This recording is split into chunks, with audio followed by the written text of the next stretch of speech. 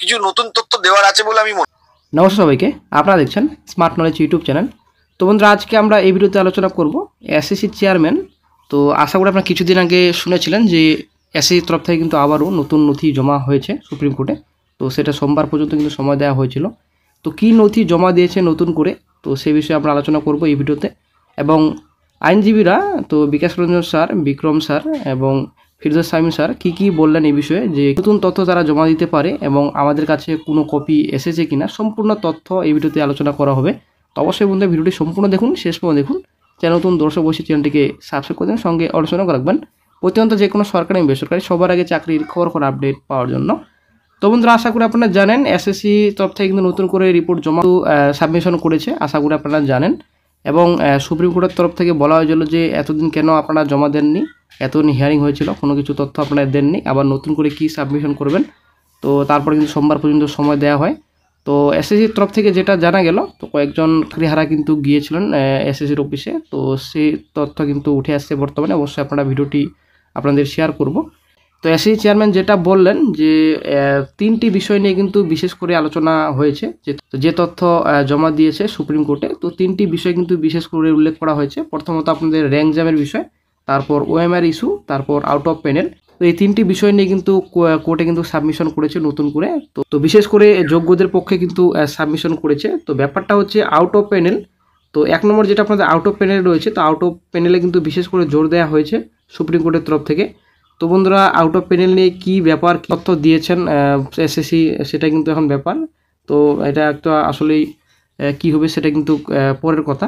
তবে তিনটি বিষয় rank jam, OMR, out of panel নিয়ে কিন্তু আলোচনা হয়েছিল এবং এই আলোচনার ভিত্তিতে তারপরে কিন্তু এসএসসি নতুন করে সাবমিশন করে সুপ্রিম কোর্টে, ঠিক আছে।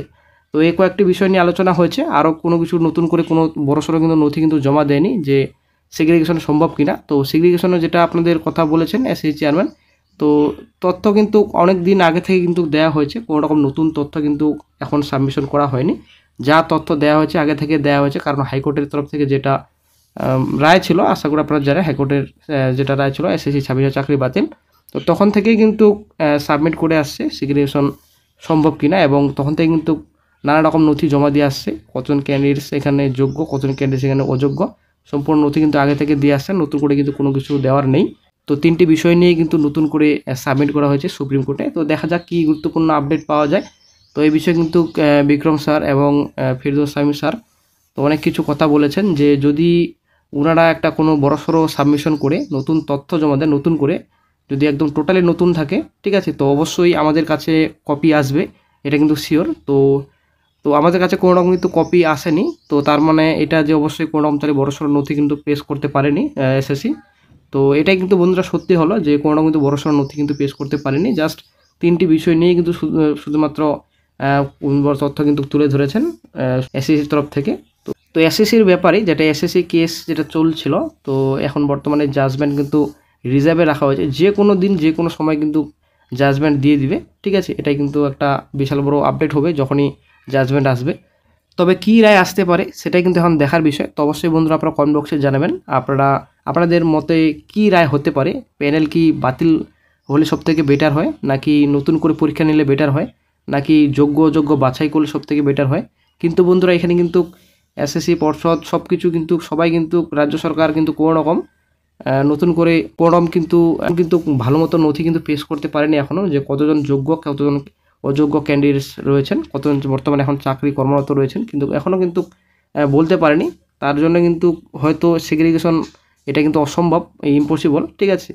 তবে এখন দেখা যাক কি সুপ্রিম কোর্ট ডিসিশন নেয়। যদি যে কোনো উপায়ে যদি যোগ্য বাছাই করা যায়, সেটা কিন্তু আসলেই বিরাট বড় একটা ব্রেকিং আপডেট হবে যদি সম্ভাবনা হয় সেগ্রিগেশনের।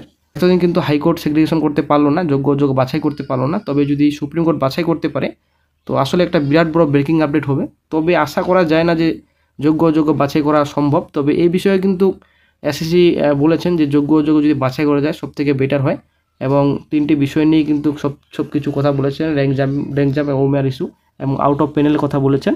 তো যারা যোগ্য ক্যান্ডিডেটস রয়েছেন, যারা যোগ্য চাকরিহারা রয়েছেন, তাদের চাকরি থাকবে, এটাই কিন্তু এসএসসির তরফ থেকে বলা হয়েছে। তবে কতটা বল থাকবে চাকরি সেটা কিন্তু এখন সুপ্রিম কোর্টের রায়ের উপর ডিপেন্ড করবে, কারণ এতদিন কিন্তু কোনো কিছু তথ্য কিন্তু পেশ করতে পারেনি ভালো মতো। হাইকোর্টের রায় যেটা ছিল, তো সেই রায়টা কিন্তু অনেকটাই বহাল রাখার সম্ভাবনা 100%। কারণ ব্যাপারটা হচ্ছে, যদি নতুন কোনো তথ্য থাকতো এসএসসির কাছে, তবে কিন্তু হাইকোর্টে কিন্তু এতদিন কিন্তু যেটা জাজমেন্ট ছিল সেটা কিন্তু জাজমেন্ট এরকম হতো না, বাতিল হতো না। এবং যোগ্য অযোগ্য যদি বাছাই করা সম্ভব হতো, তাহলে কিন্তু এতদিন কিন্তু যোগ্য অযোগ্য বাছাই হয়ে যেত হাইকোর্টেই। তো আসলে বন্ধুরা এখানে কিন্তু কোনো রকম মিল খাচ্ছে না। রাজ্য সরকারের তথ্য আলাদা এবং পর্ষদের তথ্য আলাদা, এখানে আমাদের কমিশনের তথ্য আলাদা। তো এখানে কিন্তু কোরম কিন্তু কোনো কিছু বোঝা যাচ্ছে না। যোগ্য ক্যান্ডিডেটসের আলাদা তথ্য দিচ্ছেন, অযোগ্য ক্যান্ডিডেটস কিন্তু আলাদা তথ্য দিচ্ছেন। তো কোনো রকম কিন্তু মিল নেই। তার মতো বলেছে এসএসসির তরফ থেকে, রাজ্য সরকার আলাদা বলেছে।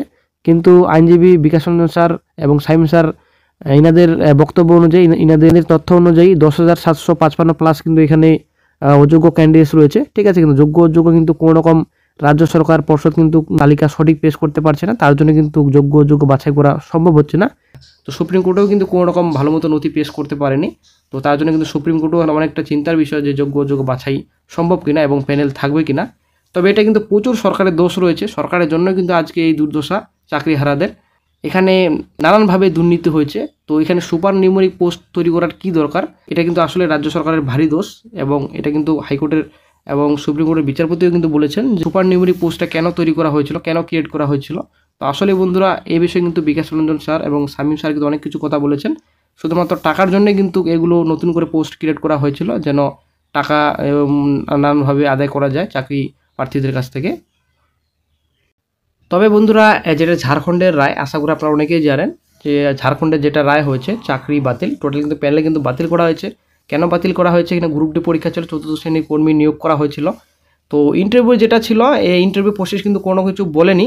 তো ইন্টারভিউ প্রসেস কিন্তু অ্যাড করা হয়, অ্যাড করার পর কিন্তু এখানে প্রচুর টাকা পয়সার হয়তো বিনিময়ে চাকরি দান টাকা নেওয়া হয়, তার জন্য কিন্তু কেস করা হয়েছিল। ইন্টারভিউ প্রসেস করা হয়েছে, এতদিন কেন ইন্টারভিউ প্রসেস করা হয়নি, তো কেস করা হয়েছিল। এবং টোটালি কিন্তু কোর্টের তরফ থেকে বলা হয়েছে যে এটা প্রচুর দুর্নীতি হয়েছে, তার জন্যই কিন্তু প্যানেলটা বাতিল করা হয়েছে। সম্পূর্ণ অর্ডার কপি আশা করি আপনারা অনেকেই দেখেছেন। তো অর্ডার কপি নিয়ে কিন্তু যদিও ভিডিও করানো হয়নি এই চ্যানেলে। তো অর্ডার কপিতে ক্লিয়ার কিন্তু বলা হয়েছে যে ইন্টারভিউ প্রসেস যেটা ছিল, এরা কিন্তু স্টেপ ছিল না, কেন আপনারা ইন্টারভিউ স্টেপ নিয়েছেন। তো এটা হচ্ছে ব্যাপার, হয়তো এখানে টাকা পয়সার দেওয়া নেওয়ার ব্যাপার ছিল। তো প্যানেলটা কিন্তু টোটাল কিন্তু বাতিল করা হয়েছিল ঝাড়খণ্ডের যেটা রায়। ঠিক আছে, তো হয়তো আমাদের যেটা এসএসসি 26,000 চাকরি বাতিল আমাদের রাজ্যে, তো কি হবে সেটাই কিন্তু ব্যাপার। প্যানেল যদি বাতিল হয়, তো যোগ্য ক্যান্ডিডেটসদের অবস্থা কি হবে সেটাই কিন্তু এখন দেখার বিষয়। এবং প্যানেল যদি বাতিল করে এবং নতুন করে যদি পরীক্ষা নেওয়া হয়, তো সেটাও কিন্তু অনেকে বলছেন যে বিকাশ রঞ্জন স্যার কিন্তু বলছেন, যেহেতু ওনার যুক্তি এটা যে নতুন করে পরীক্ষা নেওয়া হোক। তো ওনাকে যদি এখন মাধ্যমিক পরীক্ষা দিতে বলে, উনি কি এখন সেরকম মার্ক পেয়ে পাস করতে পারবেন, সেটাই কিন্তু চাকরি হারারা কিন্তু এই বিষয়ে কিন্তু বলেছেন। তো চাকরি হারাদের মতে নতুন করে পরীক্ষা নেওয়া অসম্ভব, সেটা কিন্তু একদম ক্লিয়ার বলেছেন। তো আসলে বন্ধুরা এই রায়টা কিন্তু বিশাল বড় রায় হবে, কারণ ব্যাপারটা হচ্ছে এখানে যোগ্য অযোগ্য বাছাই করা অসম্ভব এবং এখানে নতুন করে পরীক্ষা নেওয়াটাও কিন্তু অসম্ভবের মতো হয়ে দাঁড়াচ্ছে। তো এখন তাহলে কিভাবে কি করা যাবে সেটাই কিন্তু এখন দেখার বিষয়। বিশাল বড় একটা ব্রেকিং আপডেট হবে যখন রায় প্রকাশিত হবে। তো দেখা যাক সুপ্রিম কোর্টের রায় কী হয়। যখনই নতুন আপডেট পাওয়া যাবে, যখনই জাজমেন্ট